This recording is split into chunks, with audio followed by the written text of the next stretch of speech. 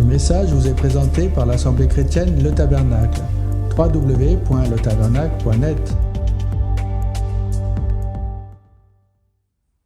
Et le message qui va être donné ce matin concerne en partie, en ce qui concerne à tous, ce qui nous concerne tous. Nous avions vu il y a quelques semaines plusieurs messages concernant l'onction, concernant comment arriver à pouvoir à rentrer pleinement dans la présence de Dieu. La semaine dernière, nous avions eu un partage et un message sur la prière d'intercession. Vendredi, pour ceux qui étaient présents, nous avons parlé du jeûne et de la prière. Et le message de ce matin, en tout cas pour ma part, est en continuité de toutes ces choses. Le titre de ce message est « Servir l'Éternel avec crainte et tremblement ».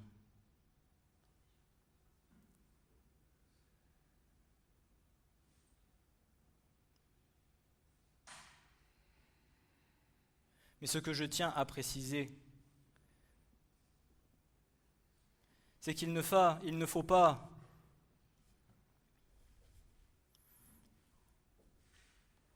prendre les mots tels qu'ils sont dans la pureté du mot tel qu'il est en français, mais il faut aller chercher ce à quoi cela correspond.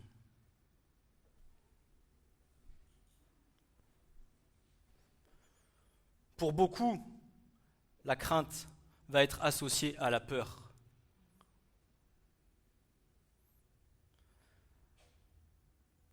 Mais sauf que quand vous étudiez la parole et que vous étudiez le mot en hébreu, il en est tout un autre sens. Mais, attention, qui tout de même ramène à ce que nous soyons soumis pleinement à l'Éternel.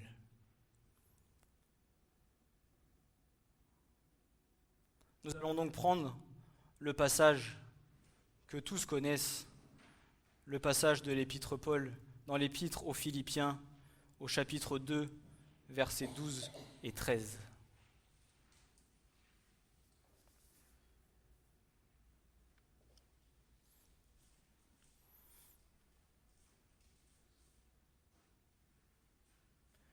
Philippiens 2, versets 12 et 13.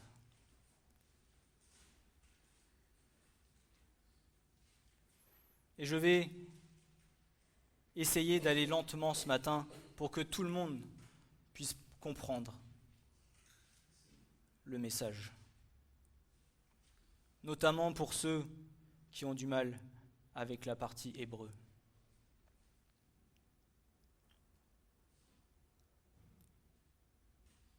Ainsi donc, mes bien-aimés,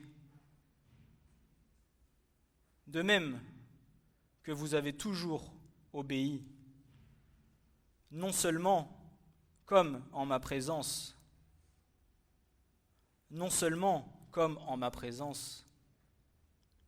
mais beaucoup plus maintenant, nous, en son absence.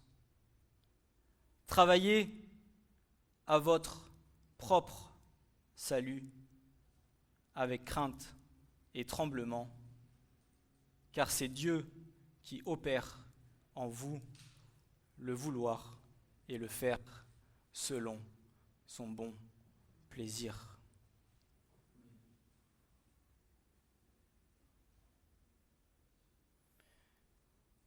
Un point sur lequel, premièrement, il est important d'appuyer, c'est que Paul dit « Travaillez à votre propre salut », ce qui vient confirmer que le salut est individuel. À nous, chacun, de travailler pour nos propres vies.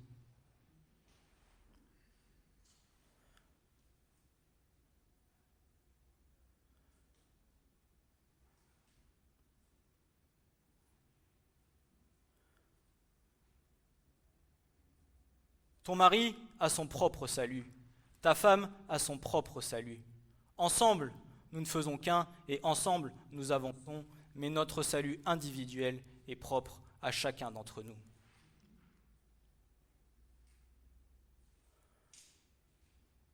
Alors je me suis arrêté sur 2 mots, le mot crainte et le mot tremblement. Qu'est-ce que la crainte ? La crainte en hébreu, c'est yira, un yod, un resh, un aleph et un e, pour ceux qui connaissent un peu l'alphabet hébraïque. Un yod, un resh, un aleph et un e. La valeur numérique de ce mot est 216, soit la valeur de 9. 2 plus 1 plus 6 font 9. Si je veux vous appuyer ces choses, c'est pour vous faire voir à quel point la parole de Dieu est grande et puissante. Le mot crainte signifie crainte et terreur. Une chose inspirant du respect ou terrifiante en ce qui concerne un objet de crainte.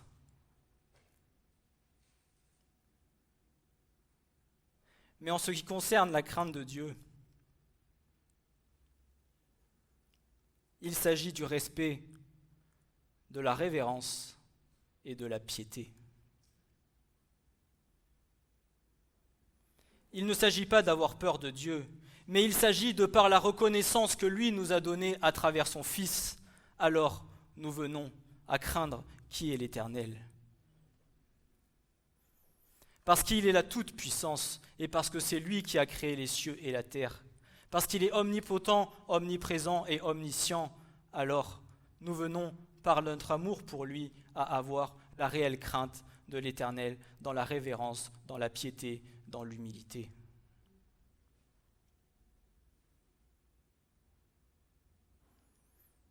Et quand nous voyons ce que nous sommes et la grâce qu'il nous a accordée, combien venons-nous à nous dire «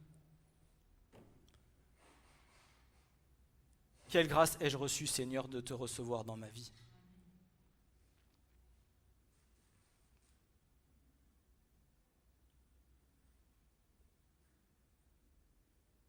Le respect, la révérence et la piété.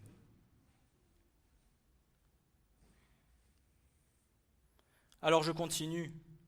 Le mot tremblement, le mot rahad en hébreu, qui a une valeur totalement différente que la crainte, mais qui a une valeur numérique de 279. Un resh, un aïn, un dalet et un e. 270 plus 4 plus 5 qui font 278, ce 279 qui font 18 et qui font la valeur de 9. La valeur crainte et la valeur tremblement ont exactement la même valeur numérique.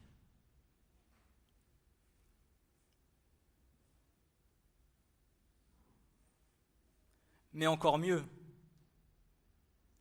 si je fais l'addition des 2 valeurs numérales de crainte et de tremblement, j'obtiens 495 qui font 18, qui est égal à 9.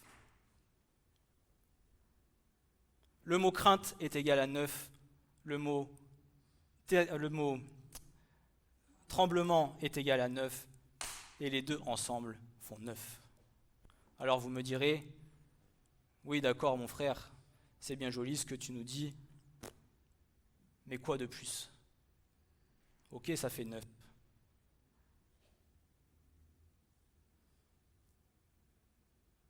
Beaucoup de chrétiens, sûrement par une doctrine erronée ou d'autres par un manque d'enseignement, ont tendance à recevoir ce verset d'une manière différente de celle dont l'Esprit de Dieu voudrait nous la faire comprendre. Bien qu'il ne soit pas à prendre à la légère, il est important que l'Esprit de Dieu nous éclaire sur la véritable pensée de Dieu afin de le comprendre de la manière la plus juste possible.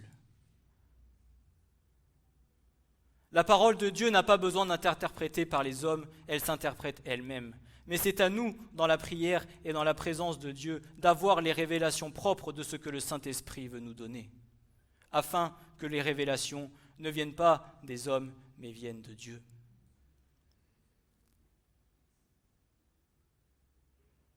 Comme nous avons pu le constater, la valeur numérale de chacun des deux mots est de 9.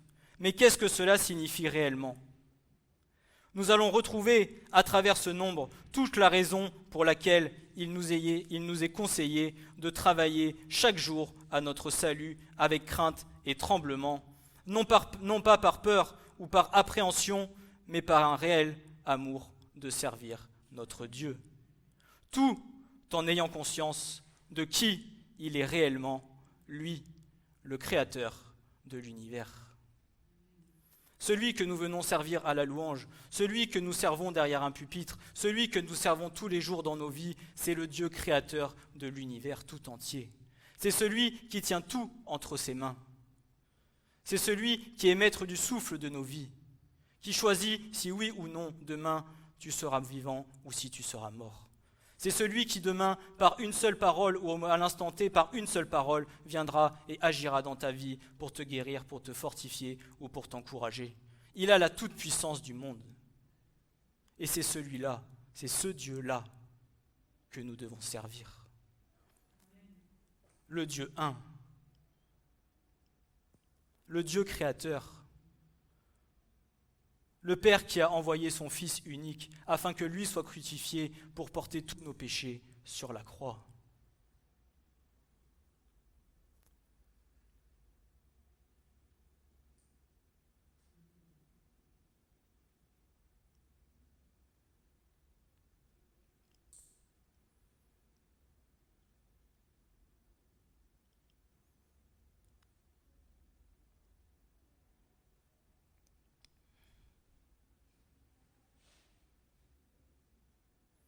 Il n'en dépend pas simplement que de nos vies pour aujourd'hui. Il en dépend de nos vies pour l'éternité. Le salut n'est pas que pour aujourd'hui, le salut est pour l'éternité.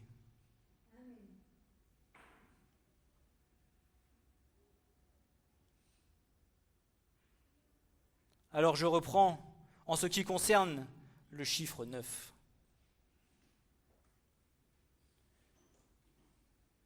Est-ce que tu suis, Nadette ?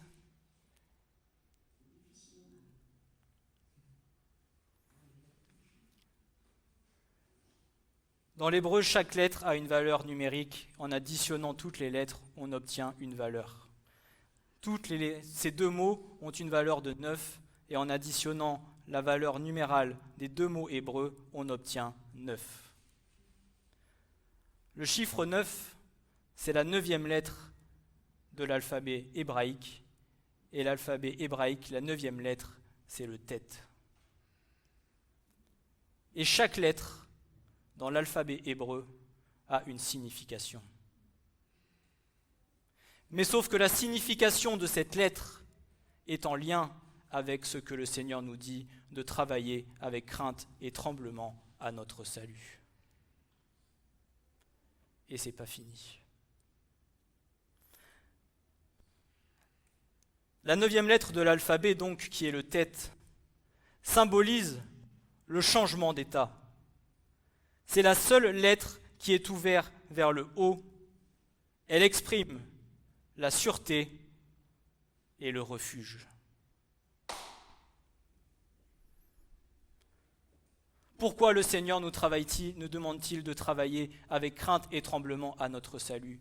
Quand tu travailles à ton salut, vers qui vas-tu te réfugier ? Vers ton Dieu. Ton Dieu est ton refuge. Ton Dieu est ton rocher. C'est vers lui que tu vas te réfugier, auprès du Père, où tu es sûr que tu es en sécurité.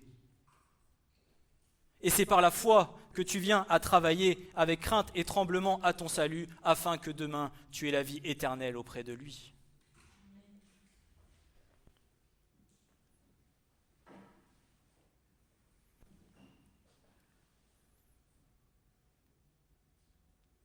C'est une lettre étant le plus associée au bien, Car la première fois que cette lettre apparaît dans la Torah, c'est dans le mot Tob qui dit « Et Dieu vit la lumière qu'elle était bonne ». Tob, c'est le mot « bonne ». Et Dieu sépara la lumière d'avec les ténèbres. Genèse 1, verset 4. Quand le Seigneur vient et qu'il t'accorde le salut, qu'est-ce qu'il fait? Il te fait passer des ténèbres à la lumière.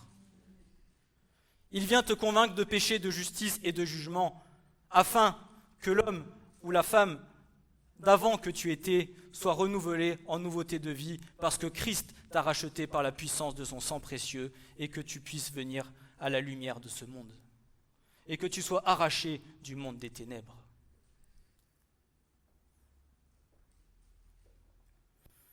Et c'est dans ce verset, la première fois que la lettre tête apparaît dans la parole.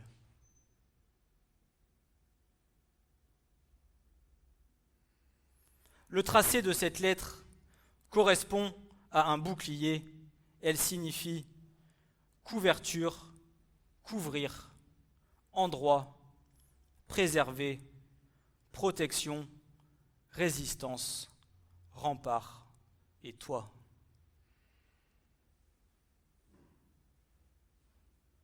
Lorsque le Seigneur vient et te convainc de péché, de justice et de jugement, il est celui qui va venir te protéger. Il est celui qui va venir te couvrir. Il est celui qui va être ta protection. Il est celui qui va t'aider à persévérer. Mais pour quelle raison? Parce que tu auras travaillé pour ton salut, dans la crainte et le tremblement de ton Dieu.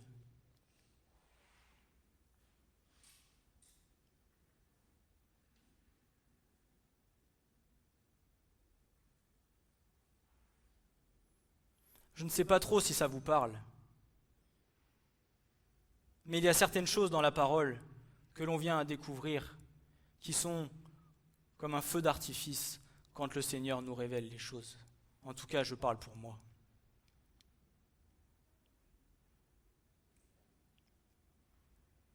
Le nombre 9, quant à lui, annonce la fin et le commencement, un deuil dans le présent et un bonheur dans le futur. La finalité, la maturité, les fruits de l'esprit. Autant par sa forme que par sa valeur numérale, le tête représente le repli sur soi-même afin de laisser pleinement place à la lumière.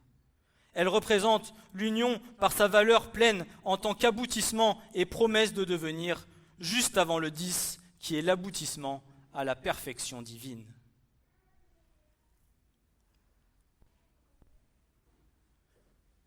Une fois que nous ne serons plus sur cette terre, vers qui allons-nous aller? Vers le roi des rois et le Seigneur des seigneurs. Notre corps de péché restera sur la terre et nous monterons vers le Père parce qu'il nous aura élevés à la perfection telle qu'il veut que nous soyons. Et le chiffre 9 est juste avant la perfection. Et tant que nous sommes ici-bas, nous avons chaque jour à travailler, sans jamais se lasser. La persévérance, se mettre sous le couvert de Jésus, du sang de l'agneau. Christ qui est comme notre couverture, qui nous protège chaque jour de nos vies. Mais si du moins, nous venons chaque matin à nous mettre devant sa face.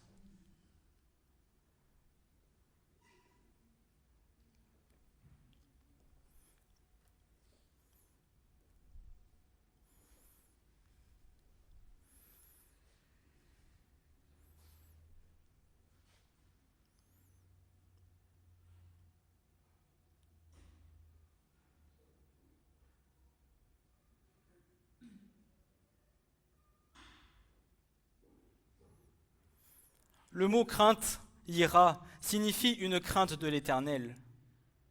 De plus, si nous continuons à gratter un peu plus dans l'hébreu, nous voyons un autre mot avec exactement les mêmes lettres et la même valeur de 216.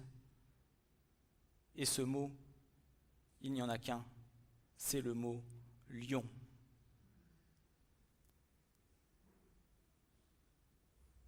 C'est le mot Ari qui s'écrit Aleph, Resh, Yod, E. C'est exactement les mêmes lettres que le mot crainte qui sont mises sous une manière différente et c'est ce qui veut dire le lion.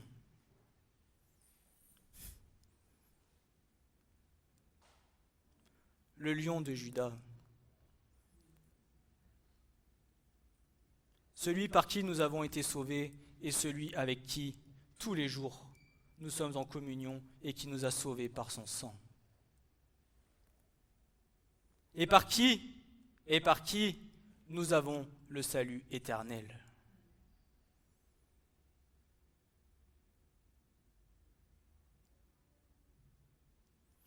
Qui signifie la force, la royauté, et je précise, mais aussi le jugement et la protection divine.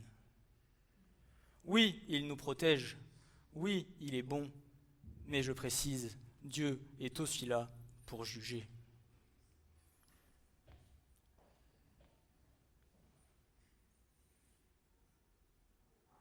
Ah, souvent, merci Seigneur, tu m'as sauvé. Alléluia Seigneur, je te rends gloire. Je suis peinard pour la fin de mes jours.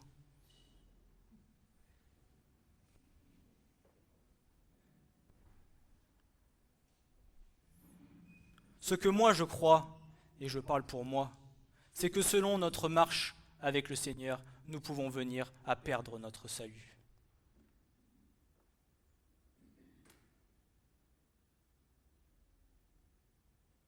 Peut-être que tout le monde n'a pas la même réflexion. En tout cas, je sais que tous les jours, je dois être vaillant, à être vigilant, à ne pas décevoir ce que le Seigneur veut que j'accomplisse, afin de lui être agréable et de marcher selon son obéissance et sa parole.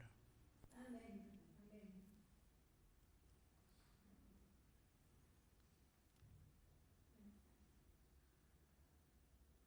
Et un des passages, une des choses qui vient à me faire souvent pleurer par rapport à ma vie, c'est que vous voyez cette croix-là.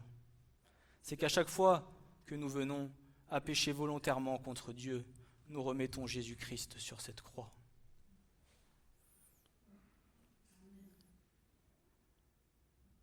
Et je ne vous repasse pas le calvaire par lequel il est passé.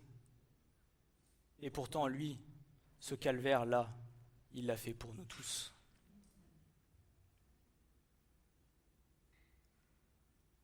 Pas pour qu'aujourd'hui nous ayons peur de lui, mais pour qu'aujourd'hui nous ayons un amour éternel et un amour indéfinissable pour lui, pour ce qu'il nous a donné, pour ce qu'il a fait et pour ce qu'il fait chaque jour.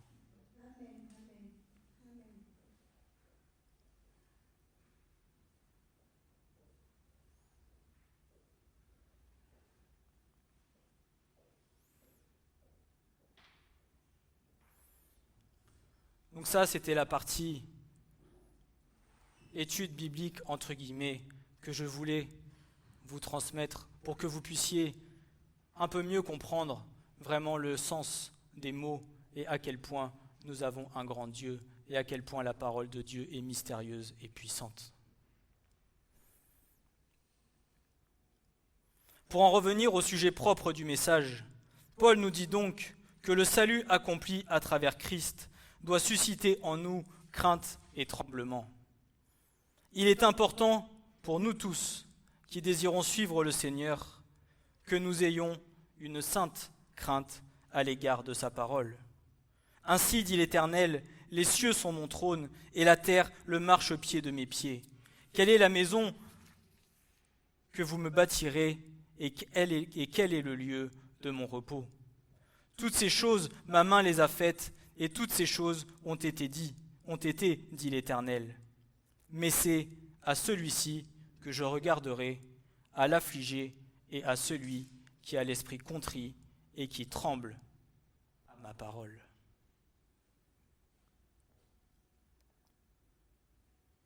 Ésaïe 66, versets 1 et 2. Toutes ces choses, ma main les a faites, et toutes ces choses ont été, dit l'Éternel. Mais c'est à celui-ci que je regarderai, à l'affligé, et à celui qui a l'esprit contrit, qui tremble à ma parole. Est-ce que nous venons à trembler devant la parole de Dieu ?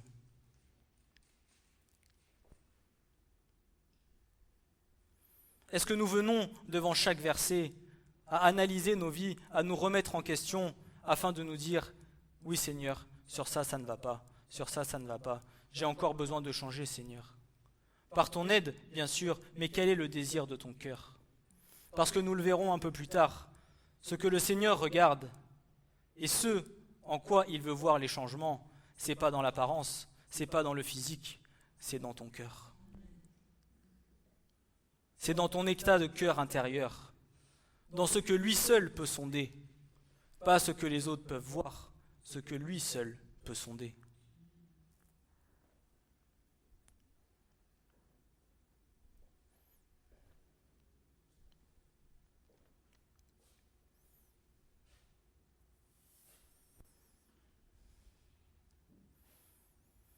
Cette crainte dans notre marche quotidienne de sanctification se doit de nous amener à nous faire trembler et nous inciter à nous détourner de tout mal pour l'amour quotidien que nous renouvelle notre Dieu chaque jour de nos vies. Proverbe 3, verset 7. « Ne sois pas sage à tes propres yeux, crains l'Éternel et éloigne-toi du mal. Ce sera la santé pour ton nombril et un arrosement pour tes eaux. » La sagesse de Dieu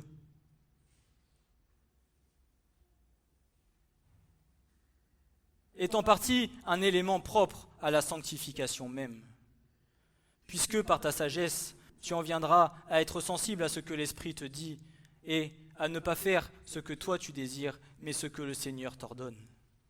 Tu en viendras chaque jour à désirer ardemment l'Esprit Saint, la pluie qui vient du ciel, afin que tu sois rassasié pleinement dans ton âme, dans ton être et dans ton esprit.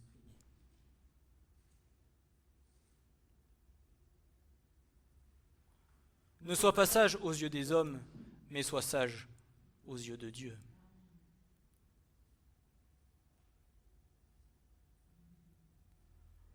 Proverbe 8, verset 13.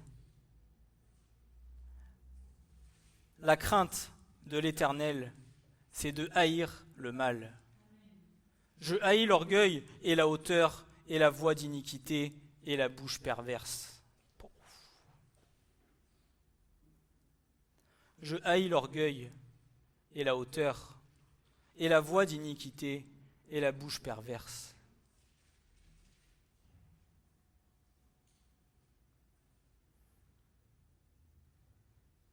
Et je me souviens d'un enseignement profond qui m'avait beaucoup interpellé de Francis, qui avait fait un message sur la langue, où la langue, nous disait-il, que c'était l'organe le plus dur à manier de tout notre être.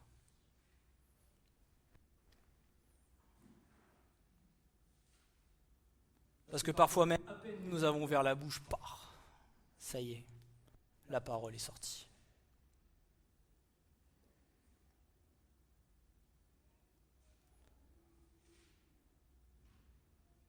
La maîtrise de soi, le fruit de l'esprit, est aussi un fruit à travailler chaque jour.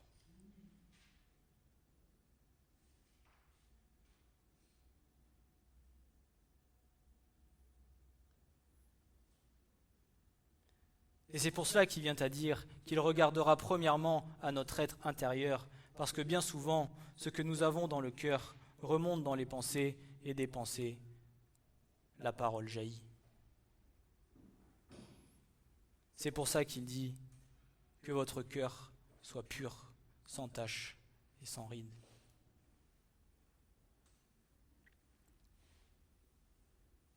La crainte de Dieu suscite, comme nous avons pu le voir dans le sens du mot en hébreu, un sentiment d'admiration, de respect, de piété à l'égard de la puissance, de la sainteté et de la juste rétribution de Dieu.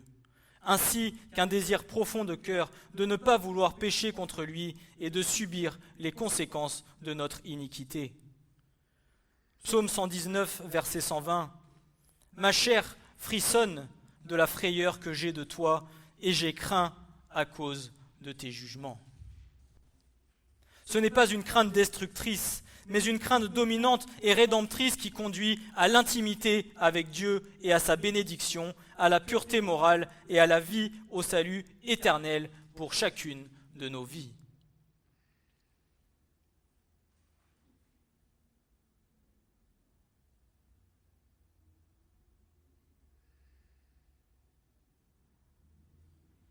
C'est une crainte dominante et rédemptrice.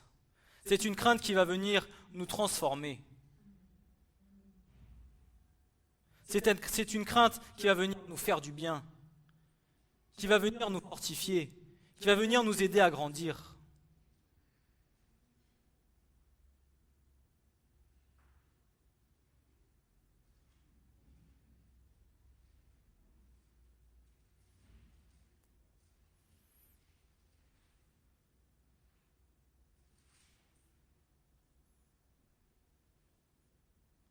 Nous avons affaire à un grand Dieu.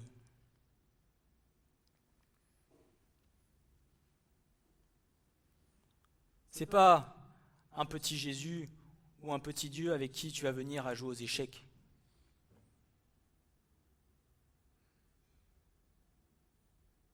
Parce que crois-moi bien qu'en fonction de nos vies, en fonction de comment nous marchons, il a aussi les paroles de jugement. Que ce soit pour nous individuellement, mais sachez-le aussi pour notre pays, pour nos villes et pour ce monde tout entier.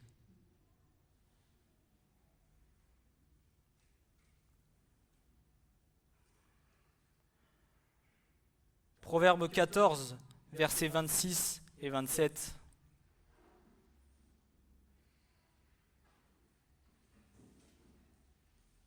Proverbe 14, versets 26 et 27. Voici ce qu'il est dit.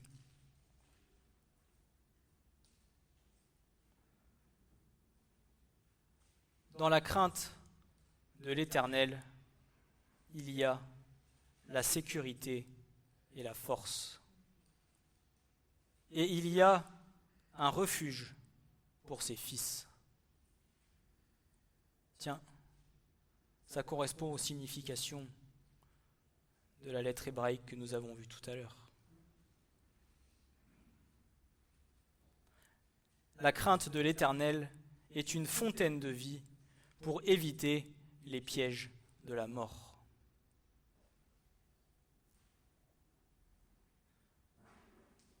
Donc craindre l'Éternel, ce n'est pas une option, ce n'est pas quelque chose que tu dois choisir ou non, c'est quelque chose qui va venir, par la grâce de Dieu, t'apporter la vie.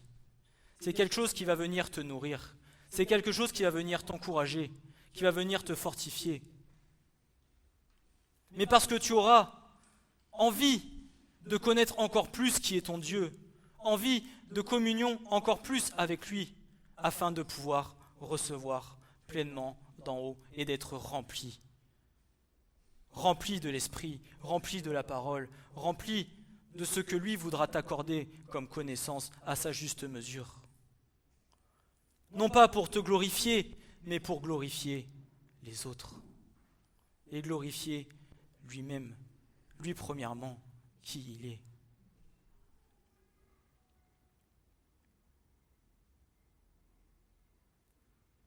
L'essentiel en ce qui concerne la crainte de Dieu, c'est avant tout de reconnaître que sa sainteté et sa justice vont de pair avec son amour et sa miséricorde. C'est-à-dire le fait d'apprendre, de savoir, de comprendre parfaitement qui il est réellement. Et le Proverbe 2, versets 1 à 5 nous dira ceci. Mon fils, écoutez bien ce passage. Proverbe 2, versets 1 à 5.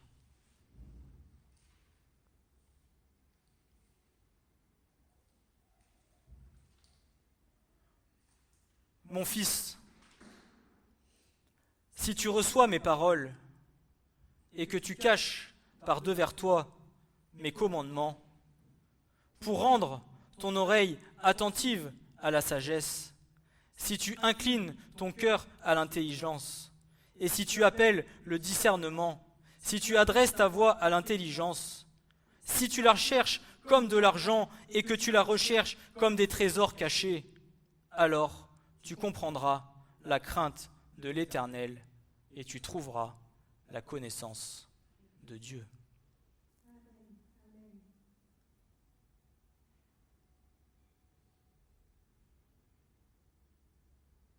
Est-ce que nous avons ce désir ardent de connaître qui il est ?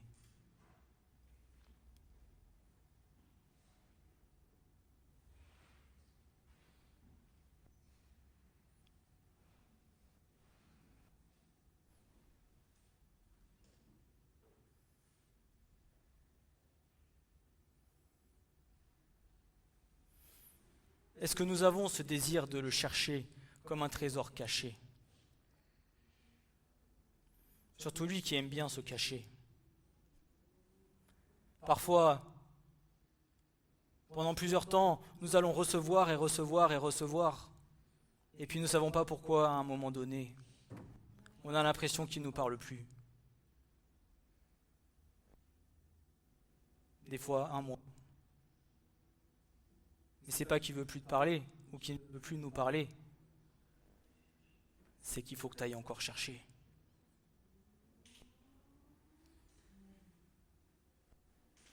C'est souvent ce que nous avons entendu, que c'est un Dieu qui vient jouer à cache-cache. Mais lorsque nous le retrouvons, alors c'est encore bien plus merveilleux. Mais cherchons-le comme des trésors cachés. N'ayons pas soif des vanités de ce monde, mais ayons soif des trésors puissants du royaume de Dieu.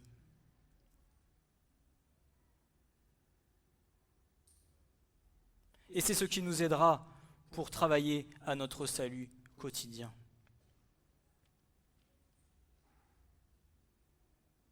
Parce que ce que tu feras avec ton Dieu, avec ton Seigneur, c'est pas pour toi, c'est pas pour ton mari, c'est pas pour ta femme, c'est pour toi.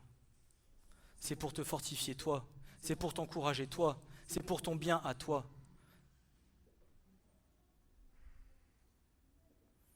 Et bien souvent, nous nous privons de tous les bienfaits que le Seigneur notre Dieu nous accorde. Pourquoi ? Parce que nous ne faisons pas ce qu'il nous ordonne.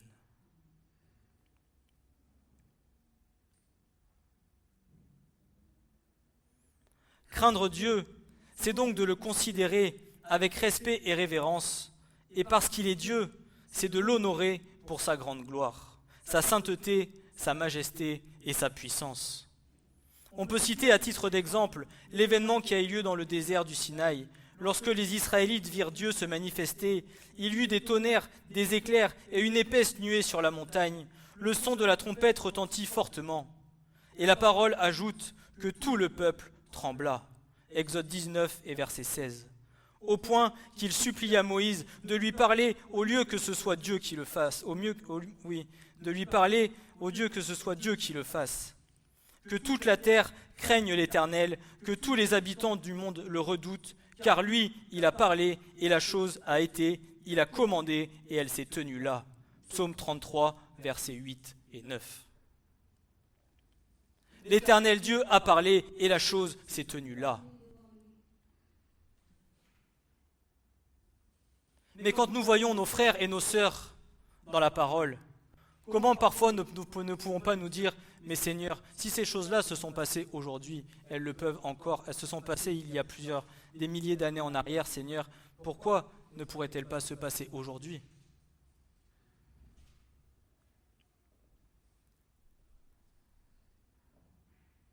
Le peuple avait peur. Il préférait que ce soit Moïse qui aille parler à Dieu plutôt que eux-mêmes venir devant le Seigneur et pas demander pardon devant la face de Dieu. Tellement ils avaient peur de ce que le Seigneur pouvait faire. Et nous aujourd'hui, petits chrétiens que nous sommes, tranquilles dans nos chaussures,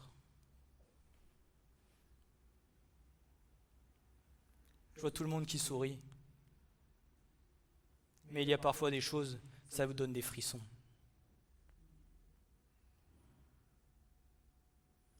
Mais je ne dis pas ces paroles pour faire peur. Ce sont des paroles pour interpeller, pour que nous puissions réagir par rapport à la manière dont nous vivons, par rapport à la manière que nous avons de qui est Dieu.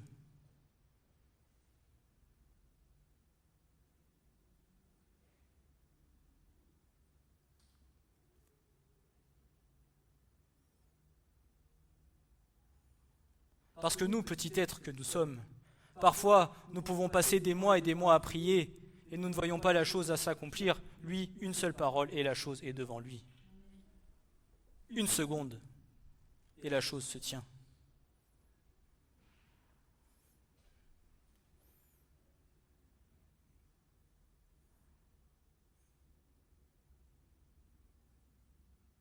Et le Seigneur patiente.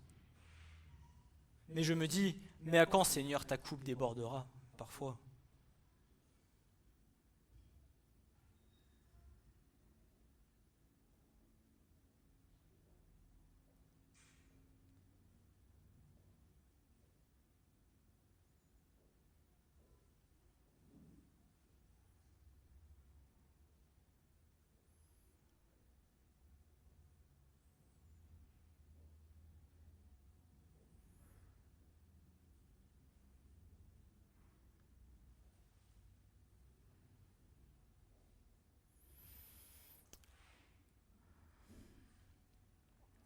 La véritable crainte de Dieu conduit l'enfant de Dieu à placer sa foi et toute confiance en lui seul pour son salut.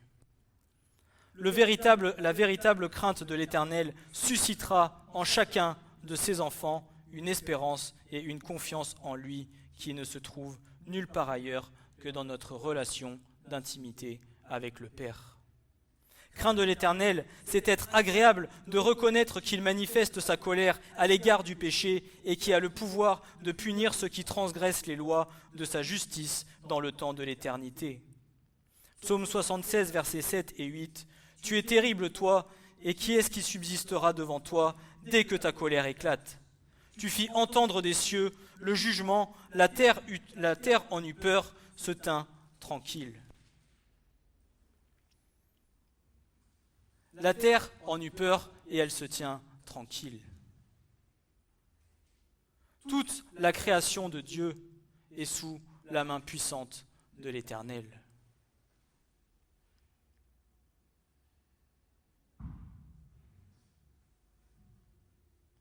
Toute la terre est remplie de sa gloire.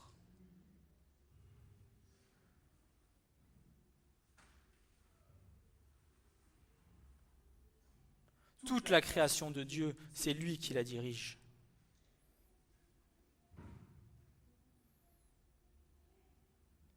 Et nous venons bien souvent à faire ce que nous voulons.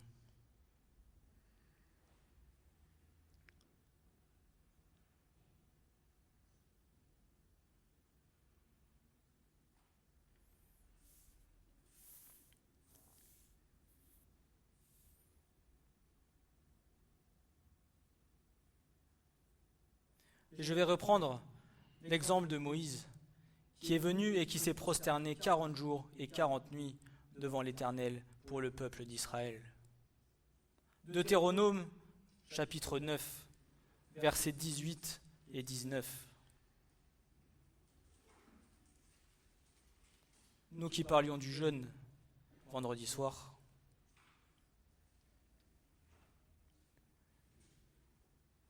et Moïse déclare: « Et je me prosternai devant l'Éternel, comme au commencement, 40 jours et 40 nuits. Je ne mangeai point de pain et je ne bus point d'eau à cause de tout votre péché que vous avez commis, en faisant ce qui est mauvais aux yeux de l'Éternel, afin de le provoquer à colère. Car j'eus de la colère et de la fureur dont l'Éternel était courroucé contre vous pour vous détruire. Et l'Éternel m'écouta aussi cette fois-là. » C'est pourquoi la crainte de l'Éternel est bien plus qu'une simple doctrine biblique, mais bien une réalité concrète que chaque enfant de Dieu réellement converti se doit de vivre. Celle-ci a une incidence sur notre vie quotidienne et cela se manifeste par de plusieurs façons. Premièrement, nous viendrons à obéir à ses commandements et nous viendrons à nous opposer au péché avec détermination. Si l'Éternel l'a fait auprès des Israélites, comme nous l'avons vu précédemment, c'est avant tout pour qu'ils se détournent du péché et pour qu'ils lui obéissent à lui.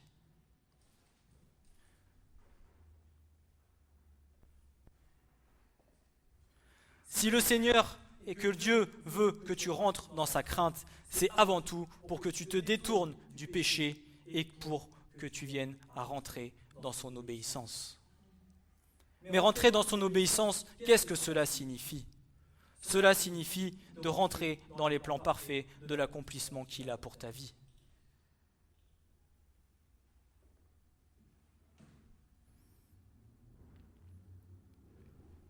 De rentrer dans les projets parfaits qu'il a pour chacun d'entre nous.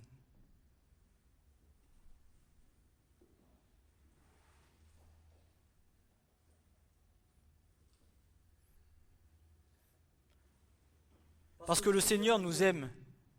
Il tient à nous comme à la prunelle de ses yeux. Croyez-vous qu'à chacun d'entre nous, il nous vaudrait du mal ? Non, il nous veut que du bien, parce qu'il nous aime de tout son cœur.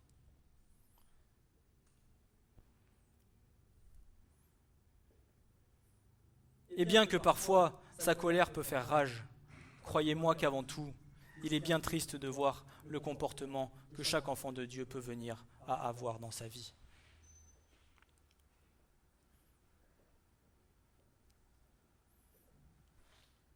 Mais tant que nous sommes encore sous la grâce, profitons de la paix que nous avons pour venir nous mettre sous le couvert de Dieu afin d'être protégés et gardés de toute tentation.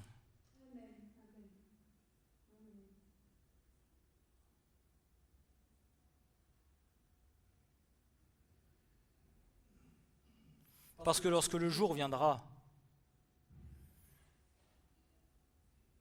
où l'Éternel viendra et jugera le monde, ce ne sera plus le temps de demander du pardon pour ta vie, mais ce sera le temps que tu combattes et que tu agisses selon la volonté de Dieu.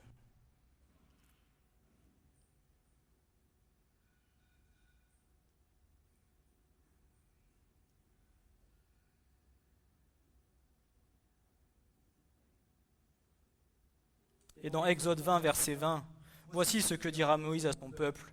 Ne craignez pas, car c'est afin de vous éprouver que Dieu est venu et afin que sa crainte soit devant vos yeux pour que vous ne péchiez point. C'est aussi prendre part à ses commandements et prendre part à ses ordonnances. À l'inverse, celui qui se complaît à vivre dans l'impiété et la dissolution le fait parce que la crainte de Dieu n'est pas devant ses yeux. Psaume 36, versets 2 à 5. « Car il se flatte à ses propres yeux quand son iniquité se présente pour être haï. Les paroles de sa bouche sont iniquité et tromperie, et il s'est désisté d'être sage, de faire le bien. Il médite la vanité sur son lit, et il se tient sur un chemin qui n'est pas le bon. Il n'a point en horreur le mal. Éternel, ta bonté est dans les cieux, ta fidélité atteint jusqu'aux nues. La crainte de l'Éternel a un effet sanctifiant pour son peuple, car par elle, il vient trouver refuge en lui. Tout comme la parole de vie qui enseigne, qui console, qui corrige et reprend chacun de nous au moment opportun, cette crainte nous pousse à haïr le péché et nous détourne du mal. Elle nous aide à veiller sur nos paroles et contrôler nos propos. Elle nous protège donc les défaillances de notre conscience et de nos résolutions morales. Elle est pure et subsiste à toujours, car elle est sainte et possède un effet rédempteur. C'est elle qui va pousser son peuple à l'adorer de tout son être. De toi vient ma louange dans la grande congrégation. Je paierai mes vœux devant ceux qui le craignent. Psaume 22, verset 26.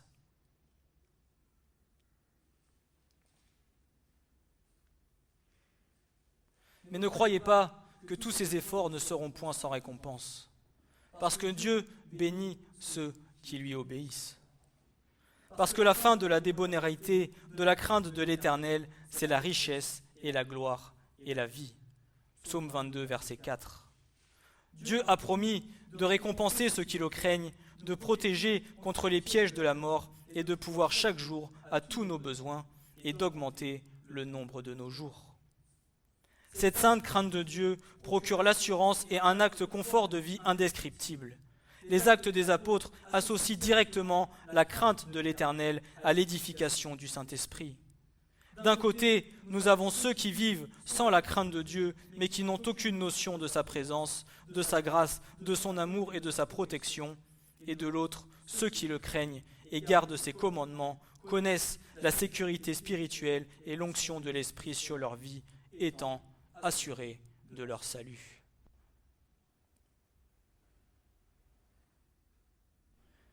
Et je terminerai par ces deux passages. Le premier qui est Ésaïe 11, versets 1 à 5.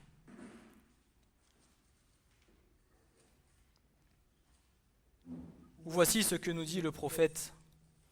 Et il sortira un rejeton du tronc d'Isaïe, et une branche de ses racines fructifiera. Et l'Esprit de l'Éternel reposera sur lui, l'esprit de sagesse et d'intelligence, l'esprit de conseil et de force, l'esprit de connaissance et de crainte de l'Éternel. Et écoutez bien ce qui est précisé. Et son plaisir sera la crainte de l'Éternel.